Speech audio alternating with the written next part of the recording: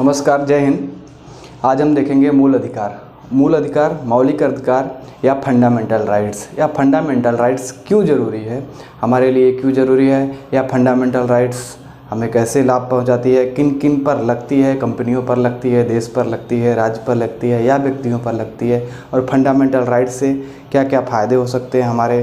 Fundamental rights हमें जानना क्यों ज़रूरी है, क्या केवल स्टूडेंट ही जान सकते हैं फंडामेंटल राइट्स, उनके लिए उपयोगी है, या समाज के वर्ग के सभी व्यक्तियों के लिए फंडामेंटल राइट्स जानना बहुत ज़रूरी है। तो इस वीडियो में अगर थोड़ी सी टाइम आप देंगे तो आप सबको बहुत ही इम्पोर्टेंट मैसेज आपके पास पहुंच जाएगा, बहुत सारी जानकारियां आपके पास होंगी।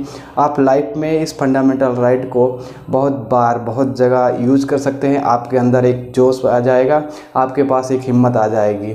तो फंडामेंटल राइट्स जानने के लिए तो इस वीडियो को आपको पूरा देखना पड़ेगा, ना ही इस वीडियो को देखना पड़ेगा, बाकी कई वीडियो आएंगे फंडामेंटल राइट्स के लिए, क्योंकि अनुच्छेद 12 से 35 तक फंडामेंटल राइट्स है। एक एक अनुच्छेद की व्याख्या करने के लिए बहुत सारे कोचिंग संस्थान, बहुत सारे लोग एक एक दिन पूरा लगा देते हैं।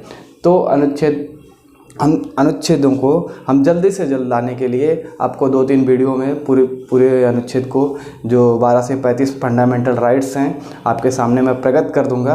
बट आपको इससे पहले हमारे कोचिंग संस्थान का जो यूट्यूब चैनल है यस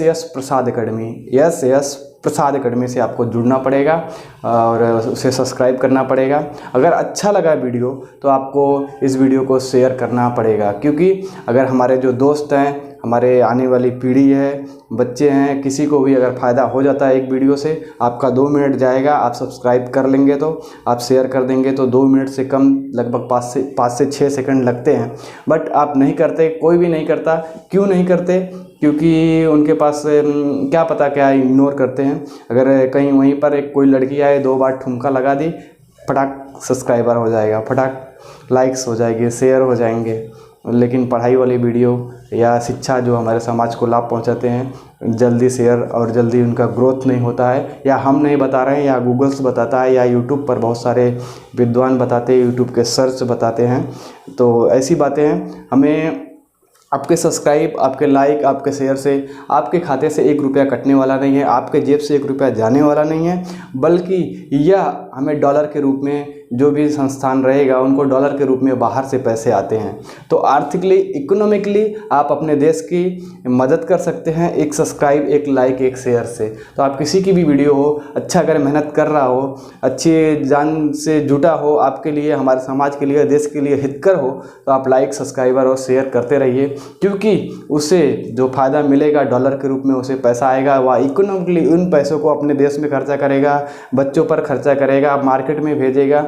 तो यह बहुत ज़रूरी है। एक मेंटली जो समझ है यह विकसित करनी बहुत ज़रूरी है। हमारे क्लास में या शिक्षकों को, बच्चों को घर पर माँ बाप उनको सिखाएं और बताएं, यह बताएं कि अगर आप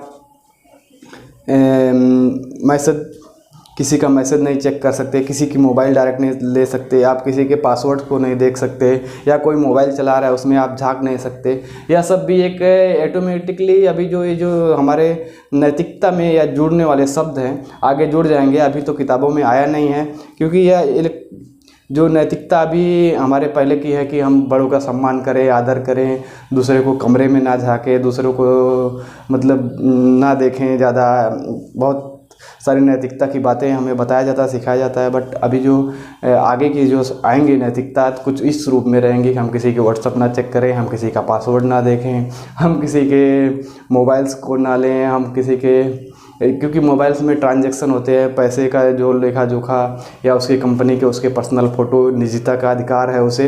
तो ढेर सारे अधिकार है। कंपनियों का अधिकार होता है, व्यक्तियों का अधिकार होता है, राष्ट्र का अधिकार होता है, राज्य का अधिकार होता है। तो यहाँ पर अभी व्यक्ति को अधिकार, जो व्यक्तिगत अधिकार है, यूएसए मैग्ना कार्टा और यूएसए के बारे में हम जान लेते हैं। मैग्ना कार्टा जो कि अभी देखिए गर्मी सर चढ़ चढ़ कर बोल रही है, तो कभी वो दिन भी आएगा जब गर्मी भी खिड़की के वो बाजू से पूछेगी, खिड़की से झांकेगी और बोलेगी सर मे आई कम इन सर। क्यों? जब हाथ में होएगा रिमोट, किसका? एसी का। तो मेहनत से पीछे नहीं हटना चाहिए, आप सबको भी मेहनत करना चाहिए। अगर समय बदलने में देरी नहीं लगती, कभी भी समय बदल सकता है। तो जुटे रहिए, पढ़ते रहिए, देखते रहिए और जिससे जुट जाइए, अपने लक्ष्य को पूरा करिए। और कहते हैं ना, भाग्य है वो कर्तव्य को नहीं बदल सकती, बट भाग्य है अपने आपके कर्तव्यों को नहीं बदल सकती। भाग्य आपके कर्तव्यों को नहीं सिखा सकती, बट आपके कर्तव्य अच्छा रहे, आपके कर्म अच्छा रहे, आपके भाग्य को बदल देंगे। आप अच्छे कर्म करेंगे, दिन रात मेहनत करेंगे और आप अपने कर्तव्यों पर डटे रहेंगे तो अपने भाग्य को आप बदल सकते हैं। कितने लोगों ने बदला है यूट्यूब के माध्यम से, पढ़ाई लिखाई के माध्यम से, कंपनीज़ के माध्यम से, फैक्ट्रियों के माध्यम से दौड़ धूप कर करके ढेर सारे लोगों ने अपने ढेर सारे इतिहास हैं। आप पढ़ लीजिए, सचिन तेंदुलकर को पढ़ लीजिए, लता मंगेशकर को पढ़ लीजिए या खान सर को देख लीजिए, किसी भी एक महान व्यक्ति गांधी जी को देख लीजिए। जब 1860 के ईस्वी में हमारे पूर्वज कहीं पर घास छीलते रहेंगे, कहीं किसी के दरबार में जाकर इधर उधर बैठते रहेंगे, हम लोग आज़ादी से डर रहे थे, तब जाकर इंग्लैंड में पढ़ाई किया बंदों ने। महात्मा गांधी ने इंग्लैंड में, दक्षिण अफ्रीका में गए और उस समय भीमराव अंबेडकर जी ने विदेश में जाकर के अनेक अनेक डिग्रियाँ प्राप्त की, जबकि भारत में उन्हें छुआछूत से रोका जाता था। कॉलेज में उन्हें एडमिशन नहीं मिलता था, पानी पीने के लिए अलग व्यवस्था, ढेर सारे उनके जीवन संघर्ष को आपको पढ़ना पड़ेगा अगर आपको बढ़ना है तो पढ़ते रहिए, बढ़ते रहिए और साथ दीजिए। सभी हम भारतीय हैं, भारतीयों का साथ देना आपका एक सर्व प्रमुख धर्म है।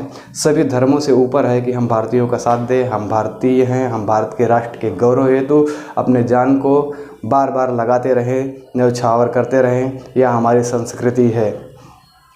तो आज लेट नहीं करते हुए इन्हीं जो मौलिक अधिकारों को देखते हैं। भारतीय संविधान में जो मौलिक अधिकार है भाग नंबर 3 में है। क्या है? भाग नंबर 3 में मौलिक अधिकार है अनुच्छेद 12 से 35। अनुच्छेद 12 से 35 मौलिक अधिकारों का वर्णन किया गया है। यूएसए से लिया गया है मौलिक अधिकार।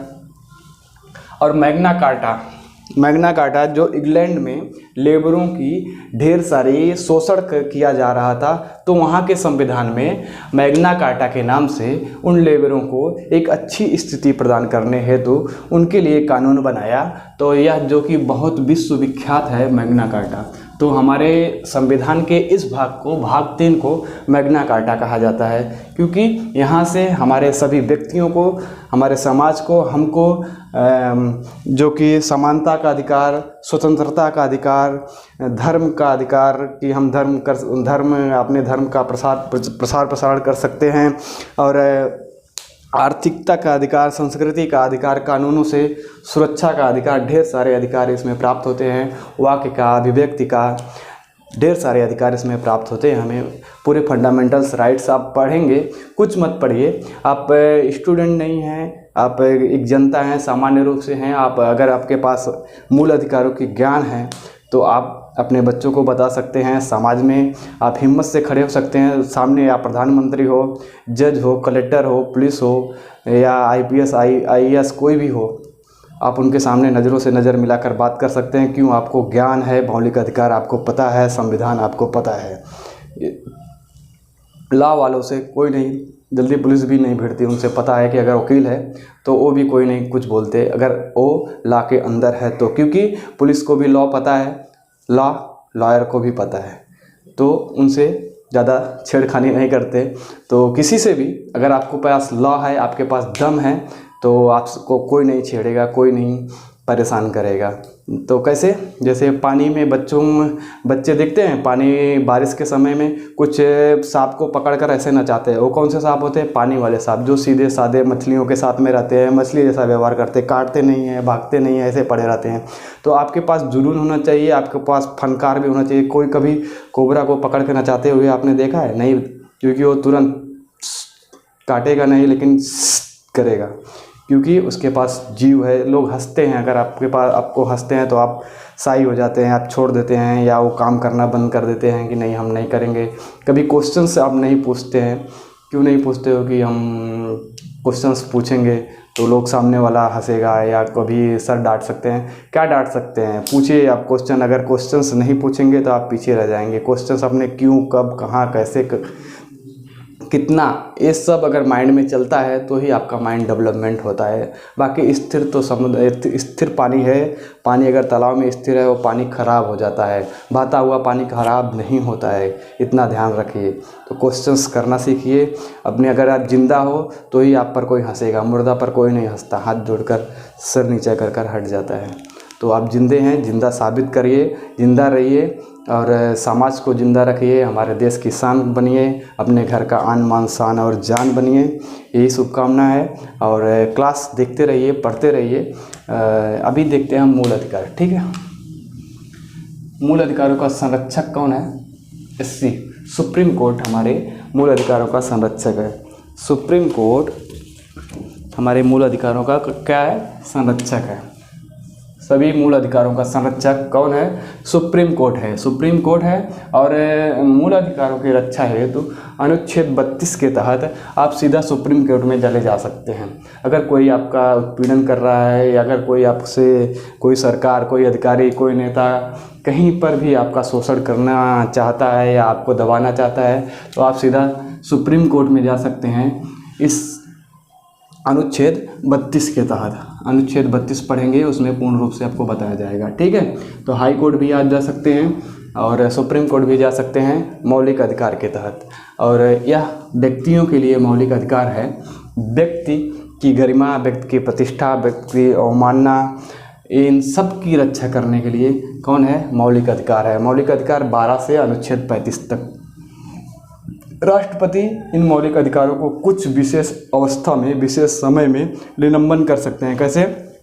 अगर किसी राष्ट्र से लड़ाई हो गई, कहीं सशस्त्र विद्रोह हो गया या आर्थिक प्रॉब्लम हुआ तो राष्ट्रपति आपातकालीन घोषणा कर करके तो कुछ मामलों में वो निलंबन कर सकते हैं। कुछ समय के लिए आपके मौलिक अधिकारों को रोका जा सकता है। तब ये मत करना आप कि हमारा मौलिक कर्तव्य है, हम वाक की स्वतंत्रता है, हमें घर लेने की स्वतंत्रता है, हमें घूमने की स्वतंत्रता है, फैक्ट्री खोलने की स्वतंत्रता है, विरोध करने का स्वतंत्रता है। तो विरोध करना यह स्वतंत्रता है, लेकिन अगर राष्ट्रपति निलंबन कर देते हैं तो सारी स्वतंत्रता आपकी वहीं पर समाप्त होती है। और स्वतंत्रता कब तक है? जब तक आप किसी की स्वतंत्रता में बाधक नहीं बनते, आप किसी की स्वतंत्रता घातक नहीं करते, किसी की स्वतंत्रता को ठेस नहीं पहुंचाते, तब तक आपकी स्वतंत्रता जीवित है। जैसे ही आप दूसरे की स्वतंत्रता में इंटरफेयर करना चालू करते हैं वहीं पर आपकी स्वतंत्रता खत्म होती है। यहाँ पर यह चीज़ आप ध्यान रख लेना। तो प्रतिबंध, आपकी स्वतंत्रता पर, आपके मौलिक अधिकारों पर प्रतिबंध कौन लगा सकता है? उसे कुछ मामलों में कम कौन कर सकता है? उसे कर सकता है तो राष्ट्रपति। राष्ट्रपति निलंबन कर सकते हैं कुछ समय के लिए। और जो संसद है, यह संसद है ना, यह निलंबन कर सकती है समयानुसार। अगर उसे लग रहा है कि इस मौलिक अधिकार को हम चेंज कर सकते हैं या बंद कर सकते हैं, जैसे संपत्ति के अधिकार को संसद ने वहाँ से निकाल दिया और उसे दूसरे रूप में प्रस्तुत कर दिया गया है। वो संपत्ति का अधिकार जब पूर्ण रूप से पढ़ाऊंगा विशेष रूप से आपको बताया जाएगा। परिवर्तनीय वाद योग है, जब जो आपका मौलिक अधिकार है परिवर्तनीय है, वाद योग है। सुप्रीम कोर्ट में इसकी सुनवाई की जा सकती है। इस पे सुप्रीम कोर्ट ने कई मामलों पर, केशवानंद भारती हो, मिनर्वा मिल्स हो, या ढेर सारे मामलों में परिवर्तनीय है या सुप्रीम कोर्ट इसकी व्याख्या करता रहता है। सुप्रीम कोर्ट जिस चीज़ की व्याख्या करता है वह डायरेक्ट कानून बन जाता है। अगर सुप्रीम कोर्ट ने किसी चीज़ की व्याख्या की वह डायरेक्ट कानूनी रूप से प्रबल हो जाता है, कानून बन जाता है। यह भी बात आपको याद रखनी चाहिए, ठीक है। तो देखते हैं अनुच्छेद 12। अनुच्छेद 12 क्या है? राज्य की परिभाषा बताता है कि राज्य किस तरह से स्वतंत्र होएगा। राज्य ही मौलिक अधिकार को लागू कर सकता है। कभी कभी मामलों में जो राज्य है मौलिक अधिकारों को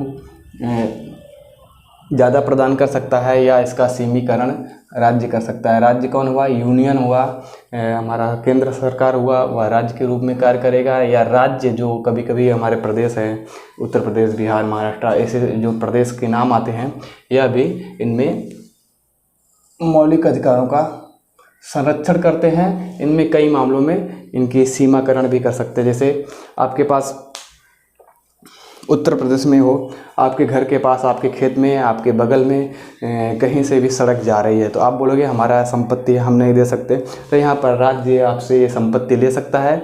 यह भी कानूनी रूप से लिखा है कि आपकी संपत्ति का एक सामाजिकरण करके उसके परिप्रेक्ष्य में देखा जाएगा कि कितने पैसों का है, कितनी मनी आती है इसकी, तो उसके पैसे दे करके आपके जो ज़मीन को राज्य सरकार ले सकती है। वहीं पर अगर आपके खेत में समझिए सोना निकल गया, तेल निकल गया, तो आप क्या करोगे? बोलो नहीं मेरा है, मैं नहीं दूंगा, तो वहाँ पर आपको देना पड़ेगा। वहाँ पर डायरेक्ट केंद्र सरकार आएगी और उसे राज्य सरकार से सहमति बना करके वो क्षेत्र को अपने अंडर में ले लेगी। आपको उसमें नौकरी के रूप में एक बच्चों को रखेंगे अगर आप सक्षम हैं तो, और नहीं तो उसके जो पैसे होंगे कुछ पैसे आपको मार्केट वैल्यू के हिसाब से दिए जाएंगे। बट ये जो जो क्षेत्र होएगा, ज़मीन होएगी, या सरकार की हो जाएगी। ठीक है।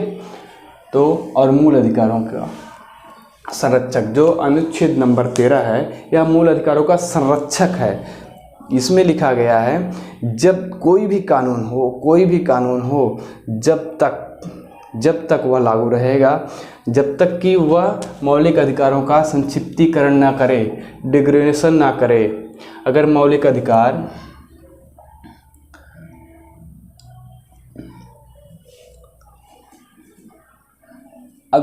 अधिकारों को कोई भी कानून अल्पीकरण करता है, मौलिक अधिकारों को काटने का प्रयास करता है, मौलिक अधिकारों का सीमीकरण करने का प्रयास करता है, वहाँ से उतने संगत तक वह कानून अपने आप खत्म हो जाएगा।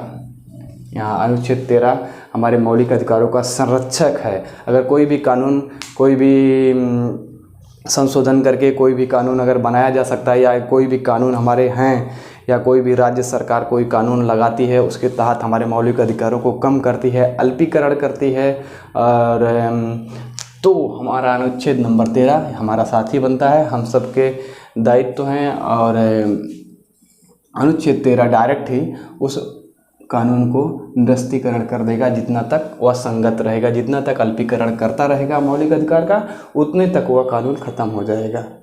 ठीक है।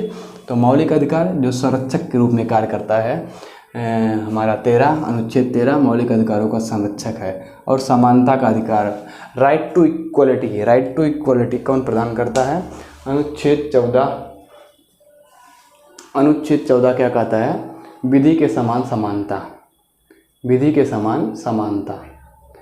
विधि कानून के समान। वह नहीं जानता कि आप नेता हो, आप अधिकारी हो, आप बॉय हो, आप गर्ल हो, लेडीज़, जेंट्स, बच्चों के लिए है 14 वर्ष तक के, और कुछ मामलों में बुज़ुर्गों के लिए छूट मिलता है। क्योंकि अगर आप समझिए कोई 40 वर्ष का कुछ द्रोह किया हो, या कोई उसमें 70 वर्ष का किया, तो 40-70 वर्ष को थोड़ा सा उनको समानता, उनके लिए थोड़ा सा कानून सीमीकरण कर देता है। या बच्चों के लिए भी सीमीकरण है 14 वर्ष तक, जब तक वो बालिग नहीं होते, पूर्ण रूप से विकसित नहीं हो जाते, तो वहाँ पर उनको भी विधि के समानता का जो भेदभाव रहता है वहाँ पर देखा जा सकता है। वो होना भी चाहिए, समाज में होना चाहिए, सबके पास होना चाहिए।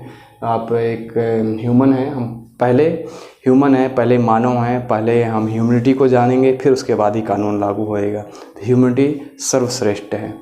तो उसके हिसाब से विधि के समान समानता, किसी के जन्म, आधार, लिंग, देश, जन्म स्थान के आधार पर किसी को जो विधि है, कानून है, उसमें भेदभाव नहीं किया जाएगा, सबको समान रूप से। अगर हमने समझिए आपने कोई दंड किया है, आपने ये पेन तोड़ा है, तो इसका जो आपको मूल्य 1000 रुपये किसी न्यायालय ने पास किया कि इसका आपको 1000 रुपये भरना पड़ेगा। तो अगर मैं तोड़ दूँ, कोई लड़का तोड़ दे, या यूपी हो, बिहार हो, राजस्थान, महाराष्ट्र, कहीं का भी होने दो, अगर उसने पेन को तोड़ा है, अगर उसके खिलाफ केस गया, तो उसको भी 1000 भरना पड़ेगा। जैसे अभी एक मामला कोरोना में चल रहा था, बहुत ही अच्छा मामला था। कोरोना से हमारे सरकार, सब लोग त्राई कर रहे थे, तो supreme court justice of supreme court के वो कहीं पर बाइक चलाते हुए, गाड़ी चलाते हुए उनका फ़ोटो वायरल हो गया था। तो हमारे एक सुप्रसिद्ध वकील ने उन पर तंज कसा कि यहाँ पर केस कितने पेंडिंग हैं, सुप्रीम कोर्ट में केस कितने पेंडिंग हैं। या महाराजा को देखिए, ये बाइक चलाते हुए घूम रहे हैं और कोरोना में हालत ख़राब है, ये बाइक चला रहे हैं, एंजॉय कर रहे हैं। तो पूरी सुप्रीम कोर्ट जब सुप्रीम कोर्ट में बैठे सारे जज और वो जजों के चीफ ऑफ जस्टिस थे, तो नाम नहीं लेना चाहूँगा, मैं बता रहा हूँ आपको।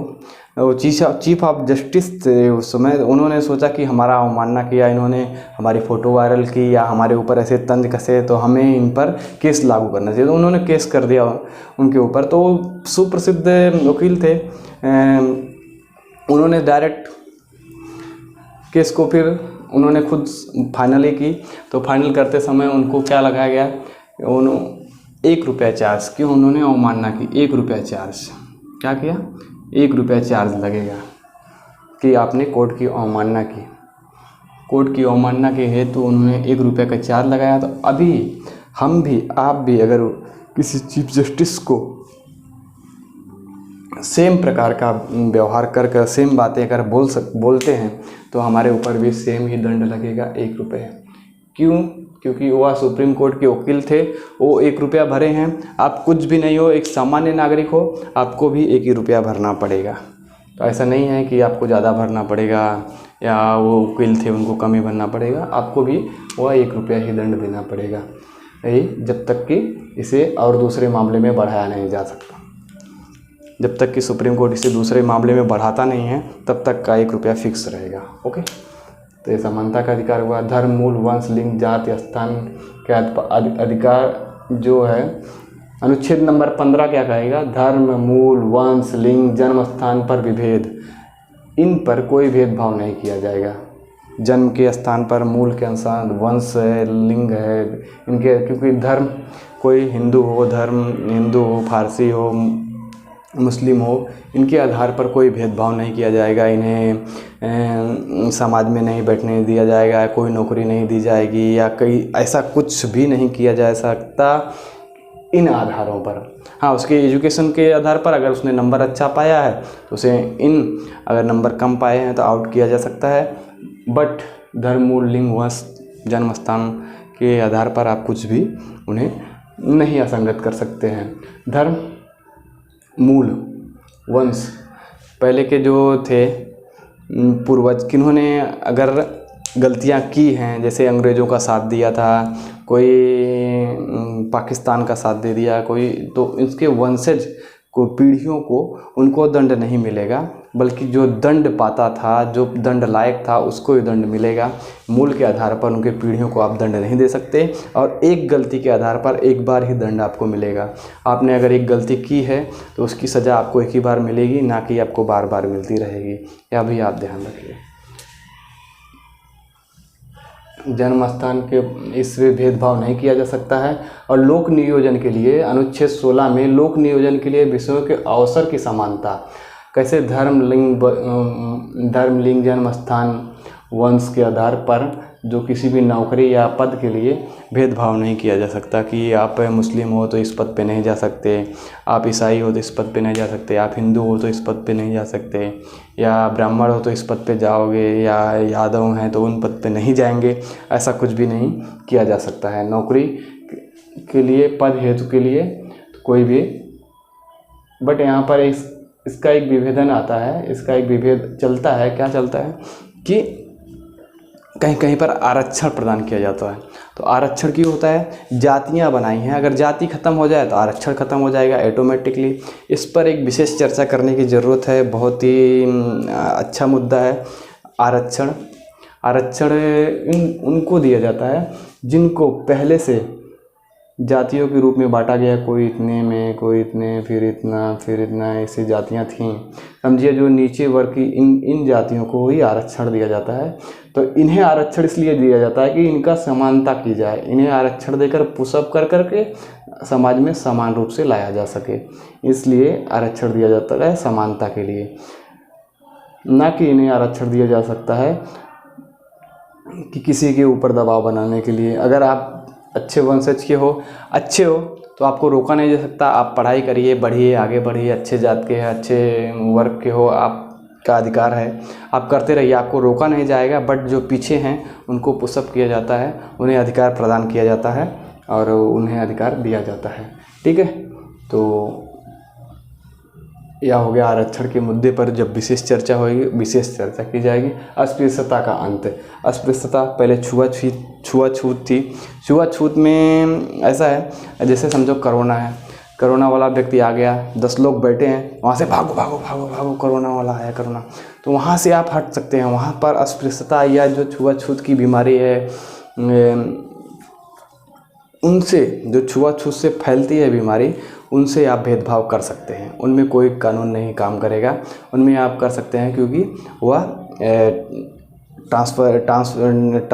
ट्रांसपेरेंट होती है, या एक स्थान से दूसरे स्थान जो चीज़ पहुंच सकती है, तो ट्रांसफ़र होने वाली जो क्रियाओं में आप छुआछूत वहाँ पर माना जा सकता है, क्योंकि वहाँ पर जनहानि होने की आशंका है। यहाँ पर भेदभाव, अस्पृश्यता नहीं किया जा सकता। कब नहीं किया जा सकता? जैसे वो किसी कोई हरिजन है, ऐसे शहरों में तो सब बंद है। शहरों में लगभग 0% पकड़ लीजिए, 0% के आधार पर अस्पृश्यता होती है। शहर में एक दोस्त हैं, तो ब्राह्मण दूसरे होटल में दूसरे जाति प्रथा लगभग शहरों में पूर्ण रूप से एकदम बंद दिखती है। मैं भी शहर में रहता हूँ, किसी को कोई कुछ नहीं पूछता क्या हो क्या नहीं हो। साथ में दोस्ती है, आपका जम रहा है, आप साथ में जाइए, उनके घर पर जाइए, रहिए, खाइए पिए, मस्त घूमिए साथ में। शहरों में ऐसा नहीं है। गाँव में थोड़ा थोड़ा होता है कि वह छोटी जाति के हैं नीचे बैठेंगे, बड़ी जाति वाले ऊपर बैठेंगे, उनके लिए अलग से मंच लगता है। तो यह गांव में होता है, शहरों में नहीं होता है। और उपाधियों का अंत, कोई राजा है, महाराजा का उपाधि, सर की उपाधि, नाइटहुड की उपाधि, जो पहले अंग्रेजों द्वारा दी जाती थी अनुच्छेद 18 के तहत, इसे बंद कर दिया गया है। किसी को उपाधि नहीं मिलेगी। किसी को उपाधि अगर कोई विदेशी सरकार नहीं दे सकती। किसी की उपाधि थी, जिनके राजा महाराजा जो लोग थे, जैसे